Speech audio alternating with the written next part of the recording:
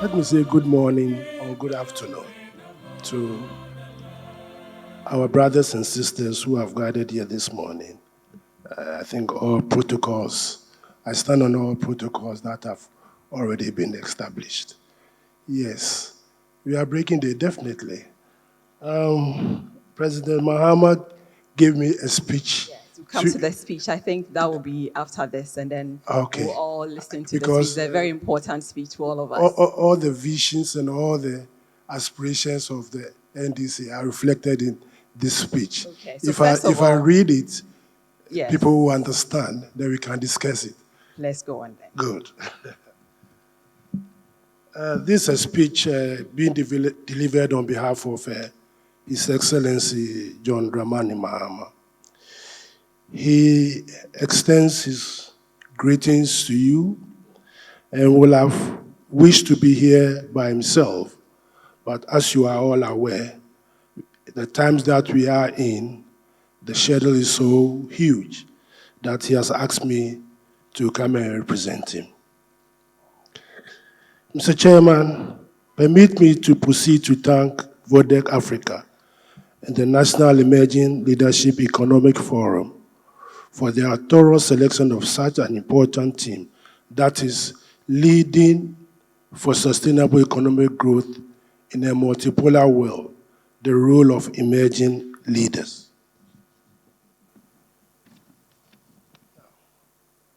Ladies and gentlemen, one of the most important aspects of humanity is leadership. And that's what we are going to discuss about, you see. Leadership is about having a big responsibility and a noble purpose. Leadership means motivating and enabling others to do great things, creating positive changes, and making real impact on the world. Leadership is not just about having power, it is about having a vision and inspiring others to join you to achieve same. Mr. Chairman, vision in leadership is good, but it does not end with just that. It is about taking actions to make that vision a reality. A great leader leads by example, demonstrating honesty and humility, taking responsibility and striving for excellence. In today's complicated and fast-changing world, effective leadership is more important than ever. Underline that, effective leadership. Whether it is in business, politics, education, or any other field, we may face difficult problems that can only be addressed with bold and visionary leadership. Mr. Chairman, this is the reason I'm back on board, tabling my experience and sober reflections over the years in leadership before you and the people of Ghana. I have navigated Ghana through tough economic waters. My presidency was marked by significant infrastructural development, building economic buffers for inclusive growth, while ensuring macroeconomic stability. I understand the intricacies of national crisis management and possesses the proven experience to reset Ghana from the economic challenges we face today. Ladies and gentlemen, Ghanaian businesses are currently faced with unprecedented crisis marked by taxation, steep exchange rate depreciation, high interest rates, high import duties, high utility costs, an unstable macroeconomic environment, a corrupt bureaucracy, and a high cost of doing business in a hostile investment climate. These have been exacerbated by the expropriation of the investment process of Ghanaian businesses under the current government deadly debt restructuring program. This hostile business climate has led to the collapse of several Ghanaian businesses, and compelled many multinational companies to relocate to neighboring countries, leading to further job losses to the working population of the people of Ghana. In response to these pressing issues, as provided for at pages 28 and 29 of the NDC Resetting Ghana Manifesto 2024, the next NDC government commits to restoring investor confidence, creating a congenial business atmosphere, and supporting indigenous business, including SMEs for job creation. This the NDC will achieve by pursuing the following: ensuring a stable monetary and macroeconomic environment for businesses to thrive, ease the tax burden on businesses by scrapping the COVID levy, the yield levy, emission levy, among others. Rationalizing import duties, fees, and charges to reduce the cost of doing business. Provide tax incentives, financing support, security service, cheaper and reliable power for businesses under the 24-hour economy. Provide tax breaks and low-cost financing for strategic startups and micro, small, and medium enterprises. Mr. Chairman, fellow speakers, President, the media, the 24-hour economic vision policy was provided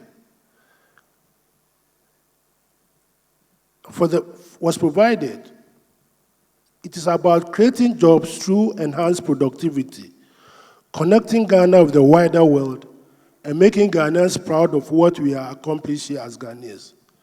The 24-hour economy will focus on selected public institutions with larger customer base, such as ports and harbors, customs, passport office, DVLA, manufacturing, pharmaceutical, construction, financial services, waste management, transportation service, and security services, among others. Once the 24-hour is set in motion, the rhythm of economic growth will start to accelerate exponentially. Ghana will be open for business 24 hours. The 24-hour economy initiative will anchor my determination to change the structure of Ghanaian economy through the active support of private sector-led growth. Be assured that the 24-hour economy initiative is a well-thought, thorough, data-driven, evidence-based, and comprehensive policy to expand critical and strategic segments of our economy in a sustainable manner. We will lead an administration that promotes gender inclusivity in every government policy. That is why we propose to establish a National Women's Bank to empower women to close the gender gap financially. 1 million women will benefit from the Women's Bank to finance their small and medium-scale businesses. Ladies and gentlemen, the digital revolution is here to stay. It has already transformed our lives in an extremely unpredictable manner and will continue to do so. We now have digitized factories and even digital agriculture. This is the fourth industrial revolution. This is why I believe in the right to affordable and reliable internet. I believe that everybody should have access to the internet. You remember 4 years ago, I promised Ghanaians that if elected, I will provide them with universal and affordable internet access. This promise still stands because my vision of a digital Ghana is as strong as ever. As provided for at pages 83 and 85 of the NDC Resetting Ghana Manifesto, the next NDC government shall launch the 1 Million Coders Program initiative to train 1 million young Ghanaians in digital skills, empowering them to thrive in the rapidly growing business processing outsourcing and knowledge process outsourcing sector, and to also identify and support the youth to develop e-applications to support the delivery of public service. My digital job initiative, in partnership with local tech startups and businesses, will create 300,000 job employment opportunities for the youth. So the youth here, we are going to make sure that we take care of the youth unemployment situation in the country. Finally, in conclusion, Mr. Chairman, my leadership will be leadership by example. I will demand the highest standards of ethical conduct from all my appointees and will exact accountability on all public officials, past and present. We shall reset the narrative and restore Ghana to its rightful place among the community of nations. Thank you. Thank you. A round of applause to, these are the words of His Excellency Dramani Mahama, the leader of the National Democratic Congress. Sir, you've said a lot. Yes. Let me ask you, from what you just said, from your own words and from what you wrote or what the president gave you, what do you see as the challenges? First of all, let's look at this. What were the challenges during his leadership? And what can he do better now from all the things that you said? Well, like he said, during his leadership, it wasn't a perfect one, definitely. But he strived to put Ghana to a certain pedestal. The time he exited office, you could attest to the number of things that he has done. The infrastructural development. Why do we vote for him? I mean, we voted him out. So if you want to talk about if Ghanaians really recognize infrastructure, if Ghanaians recognize policies in place, why did we vote the guy out? Well, or your the president? opposition at that time came out with a lot of insinuations. He was accused of having a hotel in Dubai. He was accused of being corrupt. All manner of charges were labeled against him. And you know the type of politics that we do in this country. People more or less thrive, sometimes believe in rumors. And based on that, they promise Ghanaians an alternative of having changing the dynamics of Ghanaian economy within 18 months. Here we are today. Now this country is bankrupt, totally bankrupt. I mean, our debt to GDP now, the time we left office was about 50%. Now it's about it went as far as 110%. But you see? Sir, but don't you think we've gotten to the point where we need to reflect? Yes, propaganda-wise, you come, I did this person did that. But I asked about the challenges because if you pencil it down, I was a leader, these X and Y were the challenges I faced. These are what I'm going to do to fix them. Yeah. Those are the things I'm asking from you now. You know, he's a president who told us that he's not going to accuse previous government of not giving us adequate electricity. So he decided to fix it. I mean, I remember President Kufuor's time when he had challenges in power. Pastors were sent to Akosombo to go and pray for the water, for the Akosombo Dam but he took the challenge. He came and said, well, this is a problem, like you asked me. So he was going to resolve it. And eventually, we went through so many challenges. Ghanaians were not patient enough. But eventually, he was able to resolve the issue. The challenge that he made sure our health system was broken. Infrastructure was broken in many areas. So he took up those challenges and decided to fix them, which he did. He left this country with a debt of 125. Yet he was voted out. Definitely. I just told you how the kind of African politics we do here. If you want to come to power, you have to go and denigrate your opponent. And if you go back to 2016, so many things were said. Up to now, after 8 years of MPP, have they hauled him to the courts? No. He's clean as. And now Ghanaians have realized. That is why you see that there's a wind of change. Because Sankofa is not a bad thing. It's part of our local dialect. So people want to go back to Sankofa because he has got a proven record. Well, your words are like, in the next few years, Ghana will be like Dubai or something like that. No, so let's look at this. It is not a matter, but we can strive. You see, I heard one of your speakers. We can strive to be like Dubai. If you go back 10, 15, 20 years, the first time I went to Dubai, it was full of sand dunes and camels and bazaars. That place, you wouldn't believe that there's a country called. The airport was like the old Kotoka International Airport, the old one, even better. But today, me and you want to go to holidays because it took them what? It took a visionary leader to ensure that that was done. So it can be done. You shouldn't run away from it. Based on the things you said, 300,000 jobs for the youth. Yeah.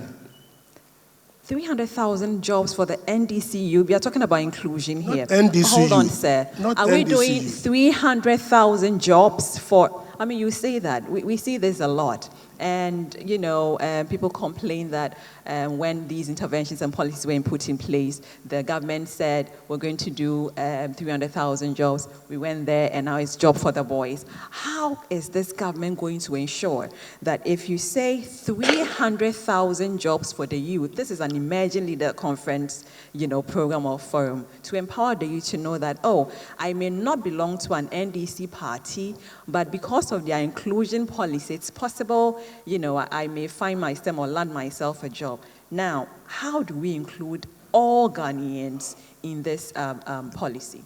NDC, by the nature of our party, it's called National Democratic Congress. It's a congress. It's made up of people of different backgrounds, right? We don't discriminate. We are all Ghanaians.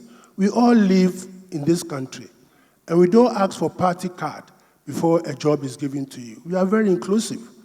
And the youth are the future of this country. One of your speakers made that allusion. So it's very important that we open avenue. Look, if the youth are unemployed, we are sitting on, we will be sitting on an explosive bomb because they become restive. There's nothing for them to do. What do they, next time me and you, they'll start snatching our cars from us. So we must create an enabling environment for the youth to exhibit their potentials. That is why you're having this conference. And I see a lot of youth here. The future belongs to them. And it's for us leaders, current leaders, who should lead by example and make sure that we create the necessary environment, give them hope. Right? So we are not going to say you must be an NDC card-bearing member before you benefit from any resources of this country. No. We are all in together. So our manifesto going forward is to empower the youth to take the commanding heights of the economy. Other countries have done it. And it's possible here. It is possible. Wow, it's possible. It's possible. Is it possible or we are breaking the eight? I'm confused now. It is possible, not the other possible you are talking about. Right. Right.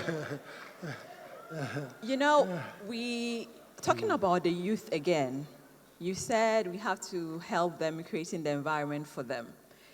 Most of them complain about when they get closer to you, leaders, now. It's like, oh, Badaben, you know, we are here and we can't give you any position. So most of them coil, you know, in their rooms and in their shelves. How do we harness the potential of the youth when your government comes to power? No, they must get involved. I don't think, as I said earlier on, you look at the NDC, you look at most of the leaders, at least you can say that 45% to 55% of useful nature. They all came from somewhere, definitely. But it is you to exhibit your whatever God has given you. You shouldn't be shy. I heard one of the speakers say, you must assert yourself. You must move on. If you're just speaking alone in a forum, somebody will recognize you and push you forward. I don't think we are a party that pushes people away. And I will entreat all the youth here, regardless of your political background, to get involved in national affairs. We all got to where we are because we got involved. Definitely, there will be challenges. Definitely, somebody might think you are going to occupy his or her space. But then, it's up to you to show that you've got the capacity to contribute to the development of the country. So I don't think you should be scared or you should be worried when you come around somebody is going to push. Well, everybody has this type of behavior, but definitely, majority of people will welcome you. I see. The majority of people welcoming you. Let's look at specific policies or initiatives that you believe are needed to ensure Ghana's future so far as growth and stability is concerned. You've mentioned your 24-hour economy. Yeah. Someone said, it was very interesting. I think one of the TV stations, and then he was explaining the 24-hour economy. This is what he said. Let me quote him. He said this. He said, the police go to work at 6. They close at 8. So now he said they go to work at 6, close at 6. Now, 24-hour economy in a bar. You go to work at 6, close at 2. Then somebody else takes over. These are trivial things. We were thinking that the 24-hour economy, we are putting policies or industries in place, whereas like in advanced countries, we can even work at night, in industry and doing something progressive. Of course, I'm not belittling the fact that, going to work and running the shift system. These are shift systems already. 24-hour economy as youth. Take home. What are we taking home from them? Let's take one example. Tema Harbor. If you take a flight and you look from the air, you see so many ships on the high seas waiting to discharge. Tema Harbor starts work at 8 o'clock and closes at 5. And then the whole harbor is shut down. On a weekend, the whole harbor is shut down. Nobody goes to work. And the ships will be on the high seas. Can you imagine doing 24-hour service at the airport? If in the morning you employ 3,000 people for the first shift, they will go home in the afternoon to late evening. Another 3,000 people will be employed. Then the third shift. So within that period of time, that day, 24-hour day, how many people have gone to work? 8 times 3 is what? 24. 24,000 people have gone to work. But the harbor is sitting down empty now. As we sit here now, go to Tema Harbor, it's shut down. And people are looking for jobs. Just Tema Harbor. You understand? I take myself as an example. When I went to UK at a very early age to go and study. I go to classes from 8 to 2. And then I'd go to the library for about 1 or 2 hours. And then from 4 o'clock, I go to Trafalgar Square. There's a building called New Zealand House. I go to do cleaning, right, from 4 to about 8. And then I go to Wandsworth Hospital to go and do another cleaning. Then by around 12, 1, 2, the bus service, there's a bus service, 24-hour bus waiting. I even got to be friends with some of the drivers. And I go. So, sir, we need to create the enabling Exactly. environment before we can have a 24 Exactly. hour. So I'm coming to the police. If our churches are sleeping, Yeah, so are you going to empower our churches? Are we going to have new transportation systems? Are we going to make sure that the police are on the street? This is the street light in Accra is terrible. No lights at night. So these are all enabling environments. Yeah. Are we going to put all these things in place before having? I think you haven't read our manifesto. We said we'll make sure that Accra is lit up. The motorway. There's so much work to be done. Right? You said the police goes to work at what? 6 and closed at 8. And then what happens? The whole country comes to a stand. No, you need other policemen to do the shift work. Other countries have developed by doing this kind of thing. So, excuse me. So it's something that we have thought through, and it's doable. It is not everything that, but there are certain specific industries or services that we need to. So I don't think it's something that is far-fetched. It's doable. It is doable. So finally, for people here, I really want to understand, are we breaking the 8 finally? Is it possible? Are we breaking the 8? You see, everybody here, President Kufuor said, "Shall name." Everybody here must look at his name. And you make a decision. You make informed decision. I'm sure everybody in this country, at this moment of time, is having challenges. Why do you allow our pensioners to go and queue for even a former Chief Justice to go and picket? It's never happened in this country. That is a total failure of governance. That I'm sure my brothers in the police services are having pension. I don't know why their pension fund had got a haircut. I don't know whether we've got some bald policemen sitting there. If you're bald there, you can't even get a haircut. But your pensions have all got haircut. As you go now, people who are bondholders will be able to be paid, what, 2055. Most of them will be dead. So if you are sitting him, not to Abapa, the youth, it belongs to you. The country belongs to you. How do you envisage Ghana 10 years from today? These are the kind of things that you should be thinking about. 10 years hence, how will Ghana be? And if you say because my father was former so party, so I also belong to the Esawara.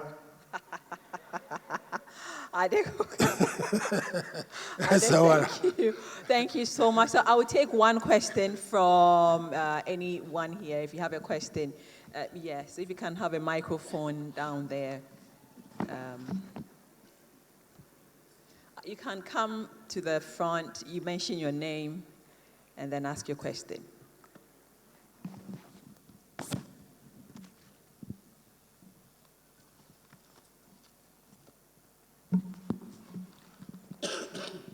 Thank you very much.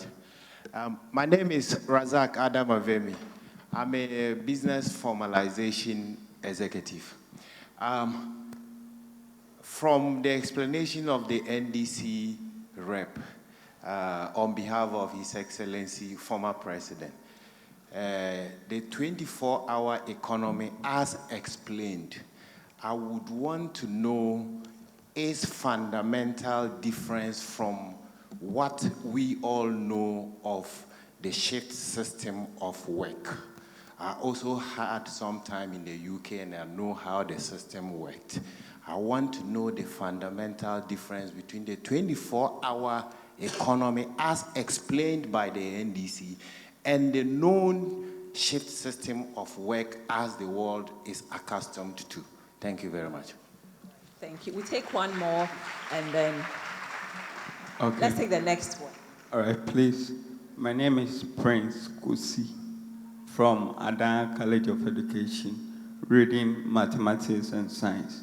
Please, I wanted to know, supposing the 24-hour economy is working, and in the night there is a light out or doom so, please, what will the government do? And then my last question is, we university or tertiary students, are we going to be part of the 24-hour economy? Thank you.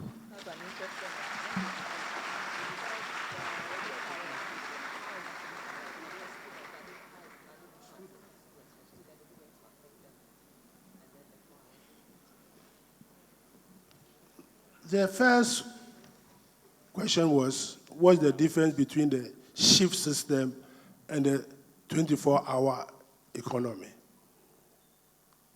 When you look at the shift system in Britain, it's on the same wavelength.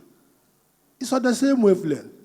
I mean, you have a group of people coming to work at a particular time, going home, and another group coming to work. What you are saying in this country is, in this country, we haven't developed that culture. That culture. So we are now going to ensure that there's a policy document on specific areas that we think we can turn them into either the shift system or the 24-hour system, whichever way you want to use the word. It is to create productivity. Is to increase productivity. Look, do you know that in this country, on a Thursday, when you go to most of the offices, by 12 o'clock, they've shut down. Do you know where they are going? Funerals. Ana meboa. Meboa na. They'll go to funeral. They'll shut the whole system up. And then at the end of the month, they'll come and collect their salaries as if they've worked 30 days in a month. And even when they go to funeral on Thursday, they'll come to work on Tuesday because they'll tell you that there was traffic and that they are waiting. So the system is broken. The system is broken. Productivity. Look, we import all the imports that are coming from China. Some people say, oh, with 24-hour economy, where's the demand? And I ask myself, go to the harbor. All these things that are coming from China, are there no demand for it? There's demand for it, but we are importing them and complaining of depreciation of the currency. So if you have 24-hour economy, excuse me, the ladies here, excuse me. I mean, we import common TAMPEX. Anna, can't we produce them here? We import them from China with different brands. Point made, sir. This is what you are talking about. Yeah, so for productivity. For productivity, we need to increase the productivity for this country to rise from where we are today. And the next one asked about if students are going to be affected by the 24-hour economy. But I told you when I was a student, I was doing part-time and earning extra money. Actually, my brother there, I think you also went to England, didn't you? You? No. You studied abroad? Yes. Why are you doing after classes, don't you go and work? Yes. So students, why? You can also get yourself involved and look for some small cash into your pocket. Right. So it's for all of us. Okay. Right, Ade, thank you. Yes, we'll take the next two and then we'll end the session. Oh, the next two, it's fine. The next two and then we'll end the session. I'm Chiba for Joseph. I'm coming from Western region. I am a great student and also a former National Service Personnel President for Amefi East.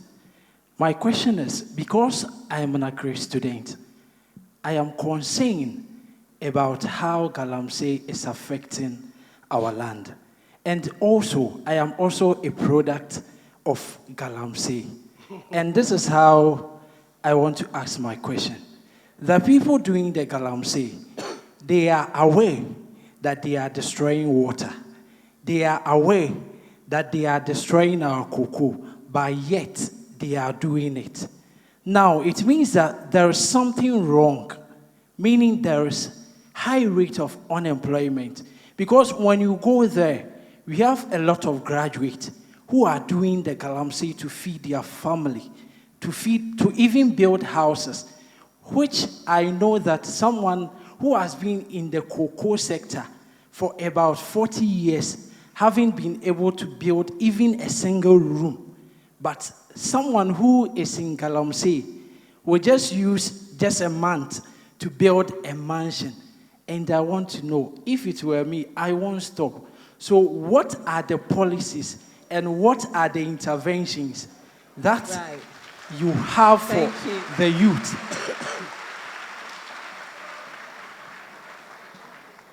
Let's add the last one and then. So please ask your question and he will take them together. Thank you very much. My name is Herbert Apietu Dankwa. I am a final year student of the University of Ghana reading political science and Chinese. Currently also... You are bringing the imports, eh? Currently also the founder for Chinglish Translation Services. Okay, so my question is in two folds. The first, since he talked about Galamsey, I would like to start with that.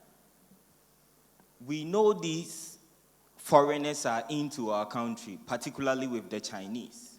And I am studying Chinese. I have been there to study. I know how they do their things. I know how their political structures are. I know the policies that they have and their reservation and their intolerance for such issues like this. They are talking about green economy, and I believe these are pressing issues they would have liked to talk, and they have done everything they could to resolve them. But now let's look into Ghana. It seems the foreigners have the hold in our country, and within the last 12 years, I've not seen any policy, foreign policy, regulating their presence and also their activities that they do in the country. So in the tackling of Galamsey issue, as a committed NDC government, what are you willing to do to bring down the presence of the foreigners and their illegal activities that they tend to do? Secondly, it's on migration policies. I've gone through the NDC manifesto a bit, and I wanted to have a clarified policy for migration. We all see our talents going into Asia, Europe, and US, not just for greener pastures, but to steady build themselves up to be equipped for society. However, when they are done, they don't have the thriving environment to come back in Ghana to contribute. And they would therefore like to stay there to build up their economies.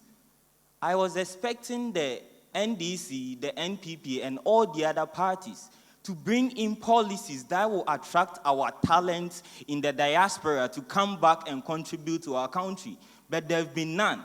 And it always seems to be there have been presidential candidates even talking about exporting talents back to the West and all these countries to work. Is it that we take the pleasure in building the talents and not giving them the opportunity to work, or what? And my question has to be, what are the migration policies that the NDC government has to give to Ghana to attract the talents in the diaspora to come back to contribute to the development of this nation? Thank you. Thank you very much.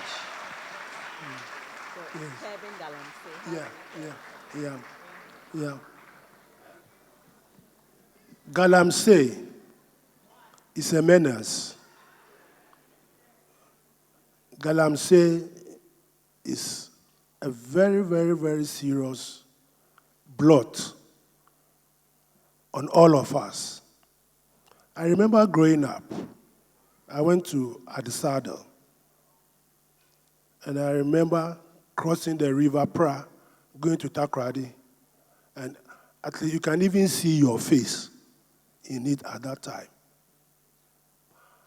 2016, you could still see your face in River Pra. After 2017, now River Pra looks like.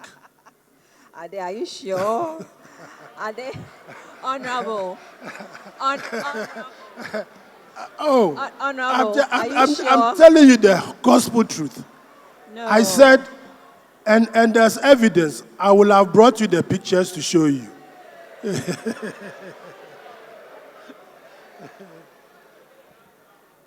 But Galamsey or gold digging has been with us for a very long time. Our great-great-grandfathers. I'm sure our brother, the chief sitting here, will attest to it. They were digging gold. In Accra here, when you go to Teshi and La, that was where the goldsmiths, that was where they were all staying. They get this gold and they melt them, turn them into chains, and our mothers and fathers were buying them. The rivers were clean. So the question was, how were they doing it? Unfortunately, during those periods, even though they liked money, they were not greedy. Unfortunately, in our times, greed has set in, so that even under people's homes, they are digging gold. Under their homes, it's greed that has taken us here. And part of the greed is all of us. Who brings the Chinese in? Who gets the concession? Yes, I'm coming. When the leaders get the concession, what do? They go and bring the Chinese. At a certain period, when I said 2016, the River Power was, you can see your face in. People were memory. I don't think you people were aware the times that these excavators started coming in. The excavators. If you live on the Temamoto Way to the Western region and Ashanti, take your mind back and envisage when the excavators started coming in. And we all sat aloof, all of us, both NDC, both MPP, all of us, CPP, whatever. And that is where we are today. It is our greed that has put us where we are now. Moving forward. Moving on. The first thing we should do, 2 weeks, I think I was the first person to say that at Angel TV, that we should ban Galamsey for the next 5 years. Yes. Otherwise, you end up importing water. And you are the youth, too. You start importing water. Do you know how much money you spend to import water? And from where? Where are you going to import the water from? If you don't take drastic action, that is why we should quickly, in those areas, find ways of means of creating an alternative employment. Look, you go to Rwanda. Rwanda have got so much gold. They've banned gold. They've banned it. You can't go and dig gold in Rwanda. But they found alternative employment. That is why we are talking about increasing productivity. That's why we are saying let us start ensuring that our factories, all of us have a paradigm shift. We have to change our mind, our mentality towards work. Right. That point makes sense. Let's move on to the bringing talent from the diaspora. Yeah, diaspora. It all boils down to when the economy is strong. Some of us went out and we came back. We could also have stayed outside and enjoyed the so-called fruits. I don't see any beautiful thing in England or America that is not here. system works. No, the system works there. I'm surprised. Hey, young girls and boys. Hey, you think Abrochi is nice, eh?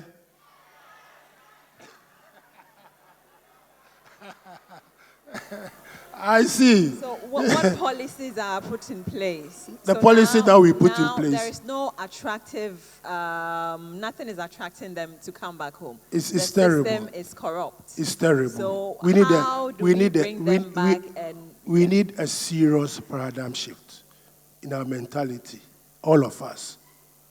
We need to see Ghana as the country that we all belong to. And we need to make the system work, like you said. We want our hospitals to work. We want first-class hospitals, medical care. Sometimes you go to Kolebu or you go to, and your heart, I mean, you feel, is this Ghana? All of us, it behoves on all of us to have a different mindset about this country, that we need to get the system work, make the laws work. Right. Until we do that, whatever policy you put in place will not achieve what we So unless it's mindset. mindset. We need Changing the to change mindset of Ghanaians and then putting the right policies in place. Exactly. Right. Thank you so much, sir, for your time. So this is Honorable Adekoka. I've been talking to Honorable Adekoka on the roles of leadership in shaping our economy, and he's a rep for His Excellency John Dramani Mahama. Sir, thank you so much. Thank you.